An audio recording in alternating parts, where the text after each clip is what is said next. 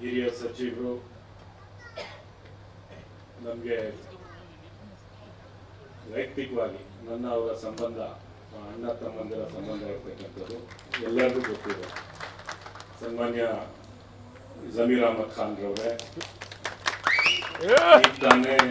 ಮೊನ್ನೆ ತಾನೇ ನೂತನವಾಗಿ ಕರ್ನಾಟಕ ಪ್ರದೇಶ ಕಾಂಗ್ರೆಸ್ ಸಮಿತಿಯ ಕಾರ್ಯಾಧ್ಯಕ್ಷರಾಗಿ ಆಯ್ಕೆಯಾಗಿರ್ತಕ್ಕಂಥ ಸ್ನೇಹಿತರಾದಂಥ GC ಚಂದ್ರಶೇಖರ್ ಅವರೇ,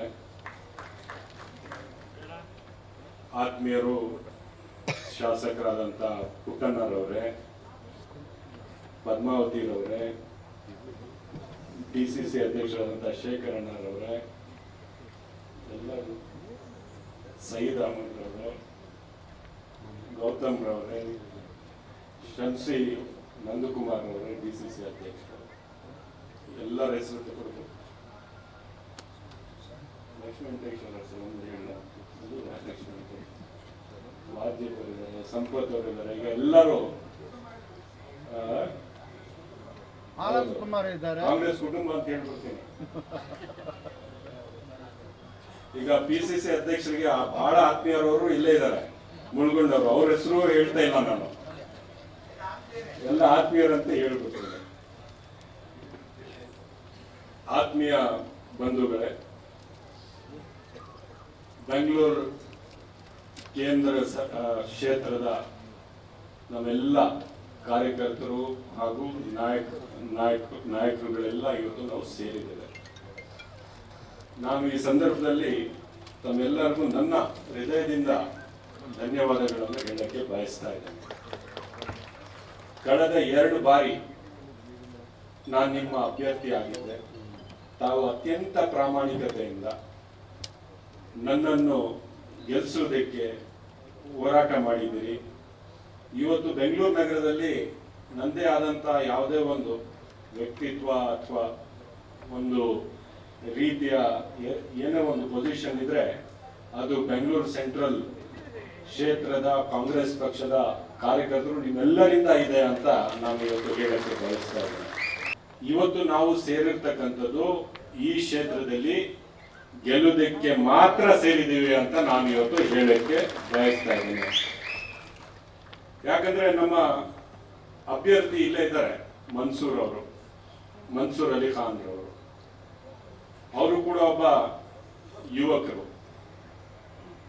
ಒಬ್ಬ ವಿದ್ಯಾವಂತ ಯುವಕ, ವಿದ್ಯಾ ಸಂಸ್ಥೆಗಳನ್ನು ನಡೆಸ್ತಾ ಇರತಕ್ಕಂಥ ಯುವಕ. ಈ ಕಾಲದಲ್ಲಿ ವಿದ್ಯಾಸಂಸ್ಥೆಗಳನ್ನು ನಡೆಸಬೇಕಾದ್ರೆ ತಮ್ಮದೇ ಆದಂತ ಅವ್ರಿಗೆ ಶಕ್ತಿ ಇದ್ರೆ ಮಾತ್ರ ವಿದ್ಯಾಸಂಸ್ಥೆ ನಡೆಯೋದಕ್ಕೆ ಸಾಧ್ಯ, ಇಲ್ಲ ಅಂದ್ರೆ ಸಾಧ್ಯ ಇಲ್ಲ, ಆಗೋದಿಲ್ಲ, ಎಲ್ಲರೂ ನಡೆಸೋದಕ್ಕೆ ಆಗೋದಿಲ್ಲ. ಸೊ ಬೇರೆಯವರನ್ನು ವಿದ್ಯೆ ಕೊಡ್ತಕ್ಕಂಥ ಪರಿಸ್ಥಿತಿಯಲ್ಲಿ ಇರ್ತಕ್ಕಂಥ ನಮ್ಮ ಅಭ್ಯರ್ಥಿ ಒಬ್ಬ ಯುವಕ, ವಿದ್ಯಾವಂತ ಯುವಕ, ಮತ್ತೆ ಪಕ್ಷದ ಒಬ್ಬ ಕಾರ್ಯಕರ್ತ, ಆಲ್ ಇಂಡಿಯಾ ಕಾಂಗ್ರೆಸ್ ಸಮಿತಿಯ ಕಾರ್ಯದರ್ಶಿ ಆಗಿದ್ದಾರೆ. ಅವ್ರ ಜೊತೆಗೆ ನಾನು ಕೂಡ ಮೊನ್ನೆ ತೆಲಂಗಾಣದಲ್ಲಿ ಕೆಲಸ ಮಾಡಿದ್ದೇನೆ. ಬಹಳ ಕಮಿಟೆಡ್ ಆಗಿ, ಡೌನ್ ಟು ಅರ್ತ್ ಆಗಿ, ಬೀದಿಗೆ ಬಂದು ಇಳಿದು ಕೆಲಸ ಮಾಡ್ತಕ್ಕಂಥ ಪ್ರವೃತ್ತಿ ಮನ್ಸೂರ್ ಅಲಿ ಖಾನ್ ಅಲ್ಲಿದೆ. ಅವರು ಇವತ್ತು ನಮ್ಮ ಪಕ್ಷದ ಅಭ್ಯರ್ಥಿ ಆಗಿರ್ತಕ್ಕಂಥದ್ದು ನಮ್ಮೆಲ್ಲರಿಗೂ ಒಂದು ಹೆಮ್ಮೆಯ ವಿಚಾರ ಮತ್ತೆ ಬಹಳ ಸಂತೋಷದ ವಿಚಾರ ಅಂತ ನಾನು ಹೇಳಕ್ಕೆ ಬಯಸ್ತಾ ಇದ್ದೇನೆ. ಜನರ ರಕ್ತದ ಮೇಲೆ ಬೆಳೀತಕ್ಕಂಥ ಪಕ್ಷ ಇದು ಭಾರತೀಯ ಜನತಾ ಪಕ್ಷ. ನಮ್ ತರ ಎಲ್ಲರಿಗೂ ಜೊತೆಗೆ ತಗೊಂಡು ಎಲ್ಲರಿಗೂ ಒಗ್ಗೂಡಿಸ್ಕೊಂಡು ಈ ದೇಶವನ್ನು ಒಂದಾಗಿ ಇಟ್ಕೊಂಡು ಮುಂದೆ ಹೋಗ್ತಕ್ಕಂಥ ಪಕ್ಷ ಅಲ್ಲ ಅದು. ಯಾರಾದ್ರೂ ಸಾಯ್ಬೇಕು, ಅವರ ರಕ್ತದ ಮೇಲೆ, ಅವರ ಹೆಣದ ಮೇಲೆ ಅವರು ರಾಜಕಾರಣ ಮಾಡಿಕೊಂಡು ಚುನಾವಣೆಗಳನ್ನು ಗೆಲ್ಲಿಸ್ತಾ ಇರಬೇಕು, ಗೆದ್ದು ಹೋಗ್ತಾ ಇರಬೇಕು, ಅವರ ಸಿದ್ಧಾಂತ. ಆಮೇಲೆ ಏನಾಯ್ತು, ನಾವು 60-70 ಸಾವಿರದಿಂದ ಸೋತಿದ್ದೀವಿ ಓಟ್ ಬಾರಿ. ಜನ ಬಹಳ ಭಾವುಕರಾದ್ರು, ಏನಪ್ಪಾ ಈ ತರ ಆಯ್ತಲ್ಲ, ಇನ್ನೊಂದು ಬಾರಿ ಅವ್ರಿಗೆ ಒಂದು ಅವಕಾಶ ಮಾಡಿಕೊಡೋಣ ಅಂತ ಜನ ತೀರ್ಮಾನ ಮಾಡಿ ಅವ್ರಿಗೆ ವೋಟ್ ಹಾಕಿದ್ರು. ನಮ್ಗೆ ವೋಟ್ ಸ್ವಲ್ಪ ಕಡಿಮೆ ಪ್ರಮಾಣದಲ್ಲಿ ಬಂತು, ನಾವು ಸೋತಿದ್ದೇವೆ. ಆದ್ರೆ ಅದಾದ ನಂತರ ಅವ್ರದೇ ಪಕ್ಷದ ಒಬ್ಬ ಹಿರಿಯ ನಾಯಕರು ಆ ಪುಲ್ವಾಮಾ ಘಟನೆ ಆಗಿರ್ತಕ್ಕಂಥ ಸಂದರ್ಭದಲ್ಲಿ ಕಾಶ್ಮೀರ ರಾಜ್ಯದ ಗವರ್ನರ್ ಆಗಿರ್ತಕ್ಕಂಥ ಸತ್ಯಪಾಲ್ ಮಲಿಕ್ ಅವರು ಬಹಿರಂಗವಾಗಿ ಹೇಳ್ತಾರೆ, ಈ 40 ಜನನ ಸಾಯಿಸಿರೋದೇ ಬಿಜೆಪಿಯವರು, ಹೌದು, ನಾವು ಹೇಳ್ತಾ ಇಲ್ಲ, ನಾವು ಹೇಳಿದೀವ? ಯಾರು ಹೇಳಿರೋದು? ಅವರ ಪಕ್ಷದ ಹಿರಿಯ ನಾಯಕರು, ಗವರ್ನರ್ ಆಗಿರ್ತಕ್ಕಂಥವ್ರು ಬಹಿರಂಗವಾಗಿ ಬಂದು ಆಚೆ ಬಂದು ಹೇಳ್ತಾರೆ, ಇವರು ರಾಜಕಾರಣಕ್ಕೋಸ್ಕರ ನಮ್ಮ ಸೈನಿಕರನ್ನು ಸಾಯಿಸಿದ್ರು ಅಂತ. ಈ ಸಂದರ್ಭ ಮುಗೀತಲ್ಲ, ವೋಟ್ ಆಗಾಯ್ತು, ಅವ್ರು ಗೆದ್ದಾಯ್ತು, ಆಮೇಲೆ ಬಹಿರಂಗ ಆಗಿದೆ. ಆದ್ರೆ ನಾನು ಇವತ್ತು ಏನ್ ಹೇಳಕ್ಕೆ ಬಯಸ್ತಾ ಇದ್ದೀನಿ ಅಂದ್ರೆ, ನಮ್ಮ ವೋಟ್ ಇಂಟ್ಯಾಕ್ಟ್ ಇದೆ, ನಮ್ಮ ಕಾರ್ಯಕರ್ತರ ಶಕ್ತಿ ಕೂಡ ನಮ್ಮಲ್ಲಿ ಇಂಟ್ಯಾಕ್ಟ್ ಇದೆ. ಈ ಕಾಂಗ್ರೆಸ್ ಪಕ್ಷದ ಕಾರ್ಯಕರ್ತರು ಇವತ್ತು ತೀರ್ಮಾನ ಮಾಡಿದ್ರೆ ಯಾವುದೇ ಕಾರಣಕ್ಕೂ ನಾವು ಈ ಕ್ಷೇತ್ರ ಕೈ ಹಿಡಲೇಬೇಕು, ಅಷ್ಟು ಶಕ್ತಿ ನಮ್ಮ ಕಾರ್ಯಕರ್ತರ ಕೈಯಲ್ಲಿ ಇದೆ.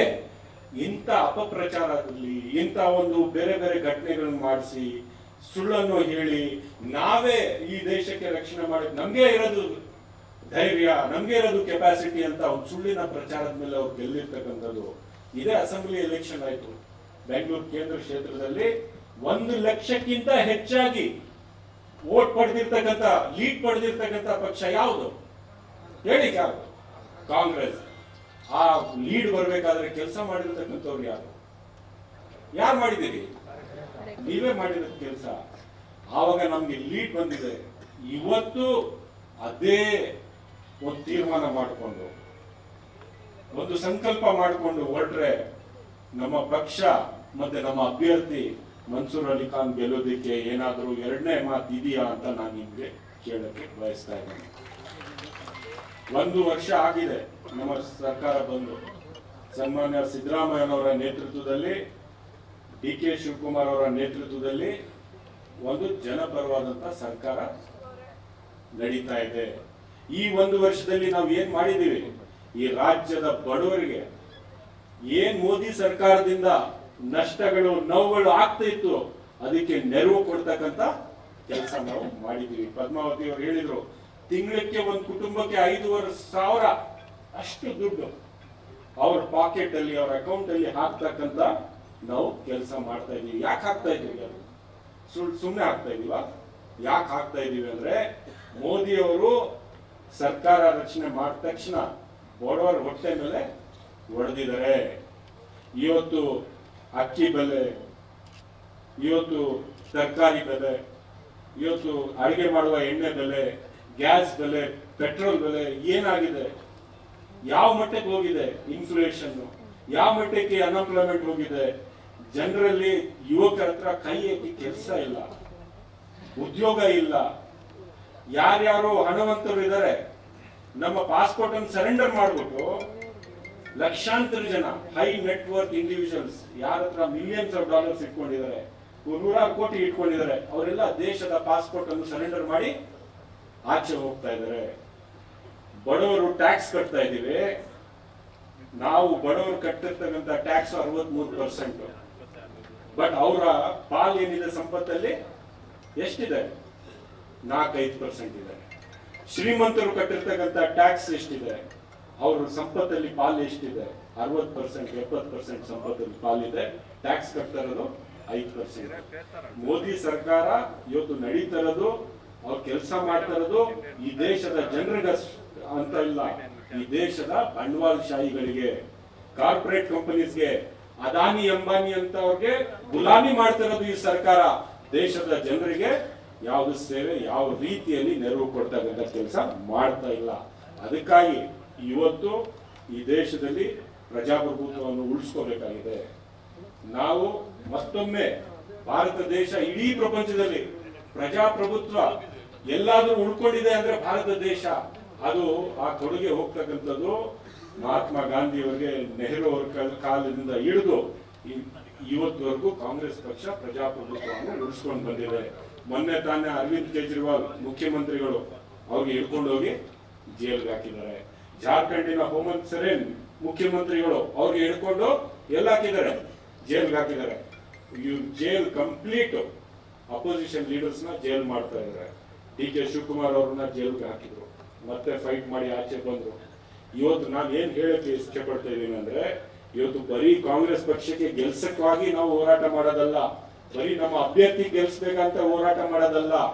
ಈ ದೇಶದ ಪ್ರಜಾಪ್ರಭುತ್ವವನ್ನು, ಈ ದೇಶದ ಬಡವರನ್ನು ಉಳಿಸ್ಕೊಳ್ಳೋದಕ್ಕೆ ನಾವು ಹೋರಾಟ ಮಾಡಬೇಕಾಗಿದೆ. ಆ ಜವಾಬ್ದಾರಿ ಸ್ವಾತಂತ್ರ್ಯಕ್ಕಿಂತ ಮುಂಚೆ ನಮ್ಮ ಪೂರ್ವಜರು ಮಾಡಿದ್ದಾರೆ ಕಾಂಗ್ರೆಸ್ ಪಕ್ಷದವರು. ಇವತ್ತು ನಾವು ಮಾಡಿ 2024 ಈ ಪಾರ್ಲಿಮೆಂಟ್ ಚುನಾವಣೆಯಲ್ಲಿ ಕಾಂಗ್ರೆಸ್ ಪಕ್ಷಕ್ಕೆ ಕರ್ನಾಟಕ ರಾಜ್ಯದಿಂದ 20ಕ್ಕಿಂತ ಹೆಚ್ಚಾಗಿ ಸೀಟನ್ನು ಗೆಲ್ಲಿಸಿ ಅದರಲ್ಲಿ ಕೇಂದ್ರ ನಮ್ಮ ಕ್ಷೇತ್ರವನ್ನು ಗೆಲ್ಲಿಸಿ ನಮ್ಮ ಅಭ್ಯರ್ಥಿಯನ್ನು ನಾವೆಲ್ಲರೂ ಸೇರಿ ಗೆಲ್ಸೋಣ ಅಂತ ಹೇಳಿ ನನ್ನ ಮಾತನ್ನು ಮುಗಿಸ್ತೇನೆ. ಜೈ ಹಿಂದ್, ಜೈ ಕರ್ನಾಟಕ.